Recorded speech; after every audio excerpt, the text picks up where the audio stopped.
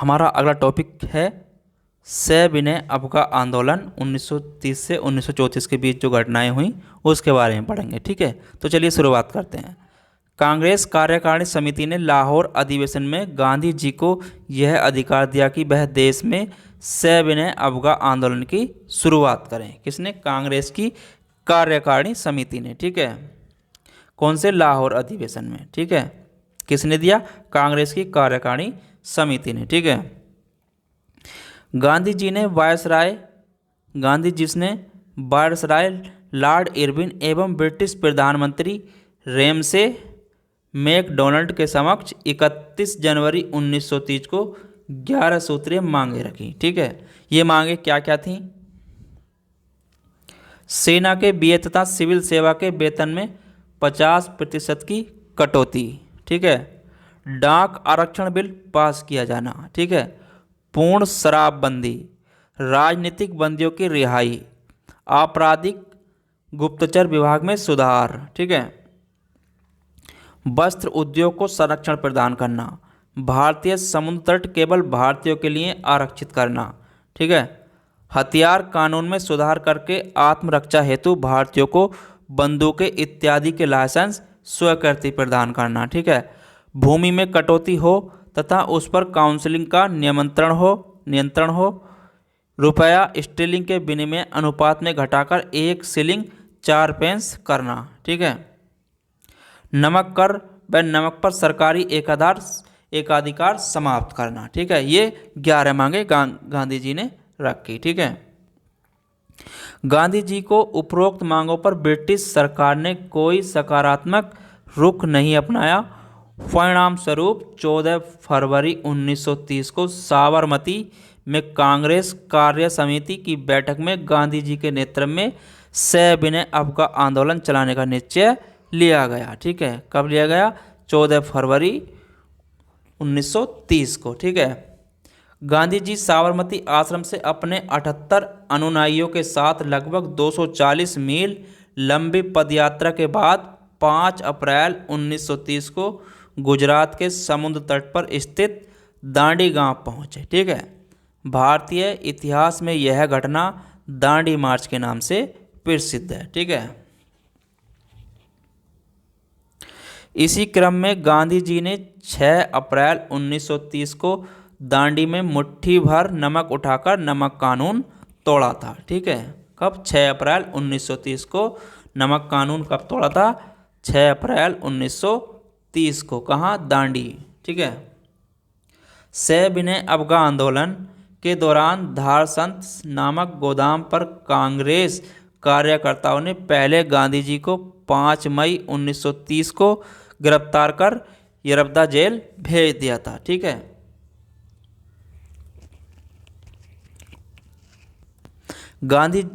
गांधी के स्थान पर अब्बास तैयब जी आंदोलन के नेता हुए। ठीक है, अब्बास तैयब जी की गिरफ्तारी के पश्चात श्रीमती सरोजनी नायडू ने नेतृत्व संभाला। ठीक है, सुभाष चंद्र बोस ने दांडी मार्च के इस अभियान की तुलना नेपोलियन के एल्बा से पेरिस की ओर किए जाने वाले मार्च तथा राजनीतिक सत्ता प्राप्ति के लिए मुसेलियन के रोम मार्च से की थी। ठीक है, गांधी जी के नेतृत्व में यह आंदोलन संपूर्ण भारत में फैल गया। कौन सा? सविनय अवज्ञा आंदोलन। इस आंदोलन का सबसे प्रबल रूप बंबई के धरासाना में मिला।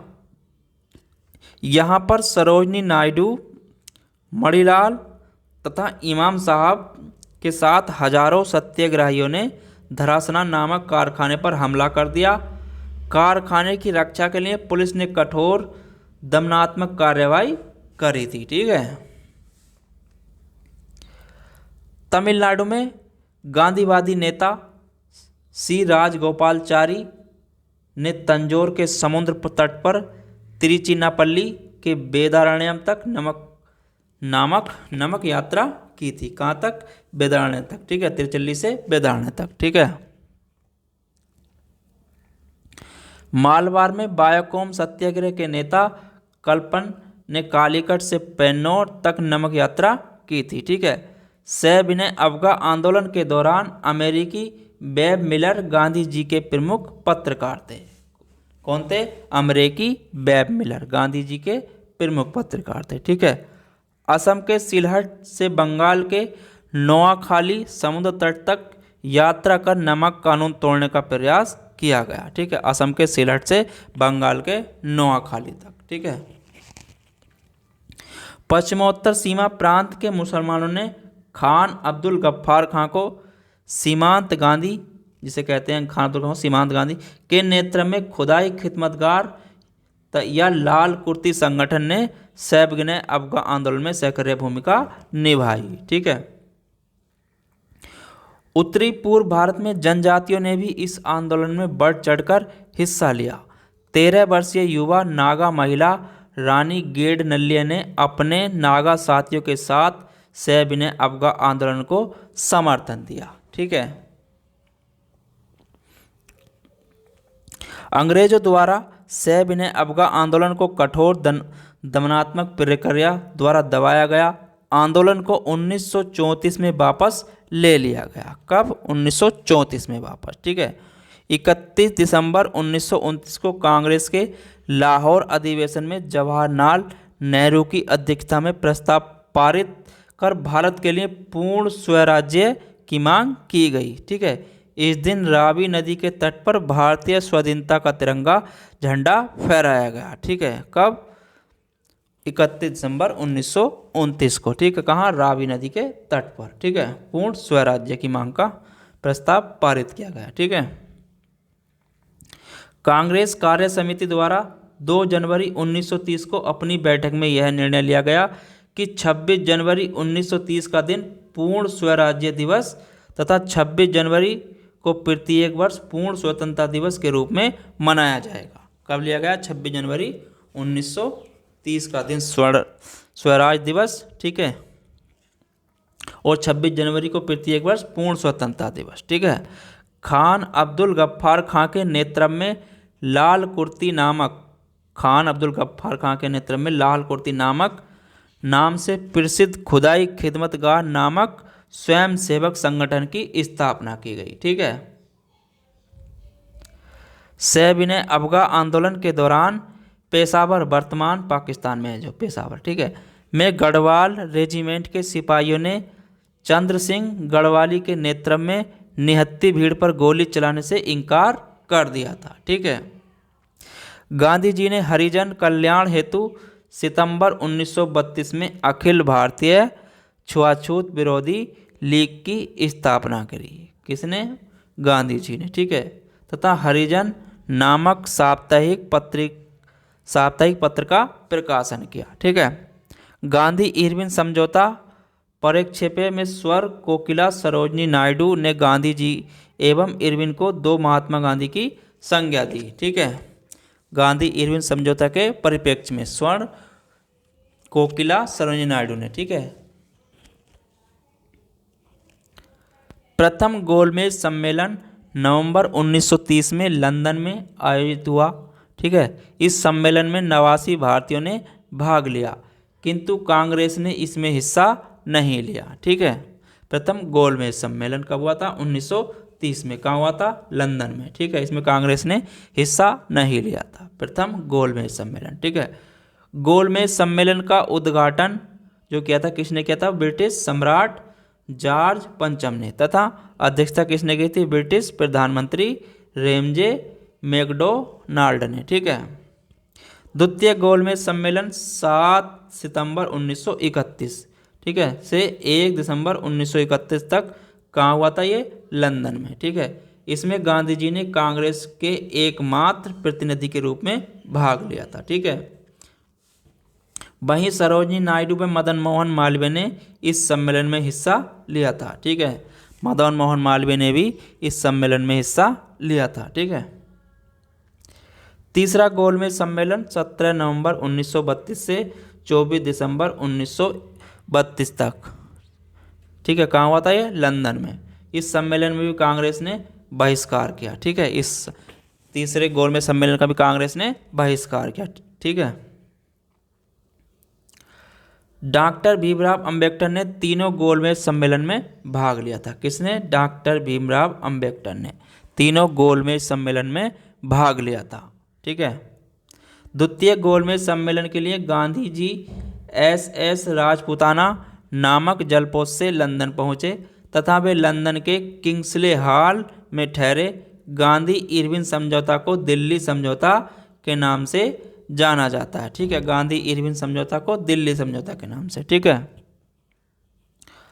16 अगस्त 1932 को विभिन्न संप्रदायों के प्रतिनिधि के विषय पर ब्रिटिश प्रधानमंत्री रेमजे मैकडोनाल्ड ने एक पंचाट जारी किया।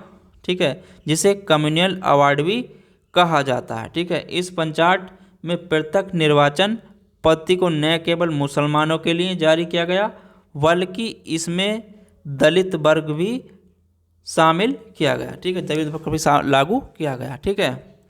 डॉक्टर राजेंद्र प्रसाद, मदन मोहन मालवीय, पुरुषोत्तम दास एवं राजगोपालचारी के प्रयासों से 24 सितंबर 1932 को गांधी जी एक दलित नेता अंबेडकर में पूना समझौता संपन्न हुआ। गांधी जी और अंबेडकर के बीच में कौन समझौता हुआ था? पूना समझौता। कब? 24 सितंबर 1932 को। ठीक है।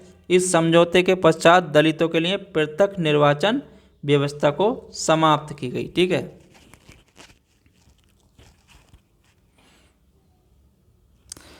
सरदार वल्लभ भाई पटेल की अध्यक्षता में 26 से 31 मार्च 1931 को गांधी इरविन समझौता कहाँ हुआ था? दिल्ली में। कांग्रेस कराची अधिवेशन हुआ। ठीक है। दिल्ली समझौता को मंजूरी देने के लिए कांग्रेस का कराची अधिवेशन हुआ। ठीक है। इस अधिवेशन में पहली बार कांग्रेस ने मौलिक अधिकारों और राष्ट्रीय आर्थिक कार्यक्रमों से संबंध प्रस्ताव पारित किया। ठीक है। कांग्रेस सुभाष चंद्र बोस ने भारतीय राष्ट्रीय कांग्रेस के कराची अधिवेशन 1931 को महात्मा गांधी का लोकप्रियता का सम्मान और पराकाष्ठा माना है। ठीक है। लोकप्रियता का सम्मान और पराकाष्ठा माना है। ठीक है।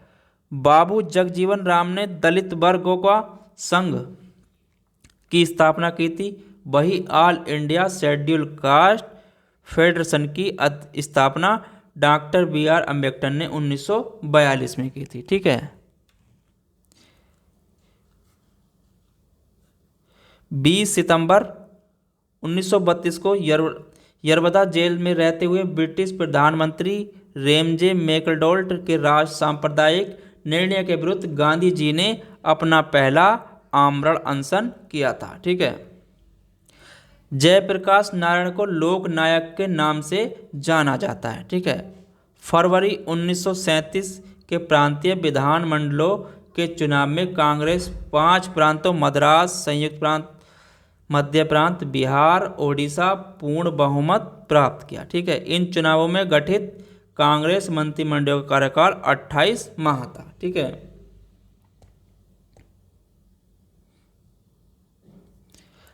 कांग्रेसी मंत्रिमंडलों के त्यागपत्र देने की खुशी में मुसलमानों द्वारा 22 दिसंबर 1939 के दिन मुक्ति दिवस मनाया गया था। ठीक है। कांग्रेस के हरिपुरा अधिवेशन 1938 में सुभाष चंद्र बोस ने पहली बार निर्विरोध अध्यक्ष चुने गए। ठीक है। वहीं कांग्रेस के त्रिपुरी अधिवेशन 1939 में गांधी जी द्वारा समर्पित पट्टभूमि सीतारामैया को पराजित कर सुभाष चंद्र बोस कांग्रेस के दूसरी बार अध्यक्ष चुने गए। ठीक है। लेकिन गांधी जी से मतभेद की दशा में डॉक्टर राजेंद्र प्रसाद त्रिपुरी अधिवेशन के अध्यक्ष बने। ठीक है। त्रिपुरी संकट 1939 के पश्चात सुभाष चंद्र बोस ने फॉरवर्ड ब्लॉक की स्थापना करी। कब? 1939 के पश्चात। ठीक है। तो आज का टॉपिक हमारा यहीं समाप्त हुआ। फिर मिलेंगे आपको अगले टॉपिक पर। अगला टॉपिक रहेगा हमारा क्रांतिकारी आंदोलन तथा उग्र राष्ट्रवाद। ठीक है।